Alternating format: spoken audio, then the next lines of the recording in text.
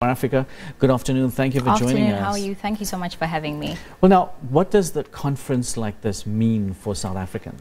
All right. I believe that basically it means that there will be job creation created for them. I mean, the fact that there's involvement of public and private sectors who are investors, including sponsors, means that unemployment rate will probably decrease. I mean, the unemployment rate right now is 26.6%. So with the help of such conferences means that in terms of employment, people will be able to get jobs and have an earnest living. Yeah. Okay. Now, this particular conference, there was mentioned that participation of women in business is marginal. What can be done to reverse this, or to... I personally feel like for the longest of time, women have been deprived. Women have not been given the same platform that men or males are given. So therefore, with such conferences, it just simply means that women can finally take over, and we can also get paid the same salaries that men are having. Okay. Now, you mentioned job losses, this kind of conference tackling unemployment and job losses. How do you see this happening further down the road? Okay, in terms of how I believe it will benefit most of the people is that it will actually benefit the society, it will benefit individuals, and including business owners or workers, should I say that. So we are pretty much aware that when there is such issues such as unemployment, it makes it difficult for a person to sustain themselves monthly. So the best way to take this is to say that it'll make it easier in terms of job opportunities for people, whereby instead of fighting for one position, everybody will be given the opportunity to have different job titles.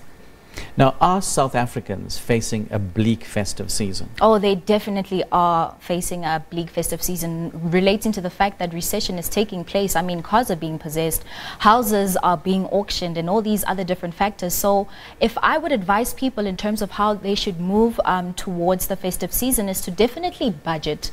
I would also advise people to ensure that they do not overspend. And then if they want to track their spendings, they should definitely get the banking app.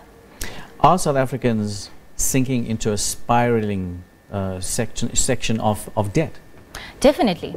I would definitely believe that they are, because I mean, many people cannot afford just living for themselves and literally depending on one income stream. So it's very important for people to have passive income, to find other ways to generate more money for themselves and creating generational wealth for themselves, including future generations to come. Give us some examples of passive income. All right, when I say passive income, I'm talking about the financial markets. We all know that there's a stock exchange, there's property, there's entrepreneurship.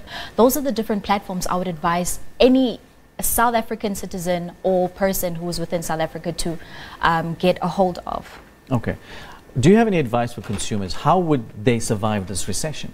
How would they survive the recession? I personally feel like they need to invest their money in things they know that will create generational wealth. Instead of depending on one income, I know that nobody in this day and age can survive with having literally one income. So they need to save up money, find ways to invest it into things that they know that they are aware of or can gain knowledge from, and can grow their business from time to time. And eventually, within 2-3 years, they'll be sorted, not worrying about debt. Okay. Now, are we likely to see the situation improve in the near future? I personally believe that it will improve. Do you believe that? Oh, yes, of course. I'm the eternal optimist. I mean, it does take time for certain things to change. But, I mean, everything that goes up eventually has to come back down. So I would advise people not to just sit down and sulk about the situations and the current affairs taking place within South Africa, but to find solutions that will be more convenient for themselves and for the people around them. So obviously, my opinion is that you need to educate yourself and learn more about financial literacy, because in many platforms such as education, we were not taught how to save our money. We were not taught how to go about with our expenses. That's how debt actually comes about.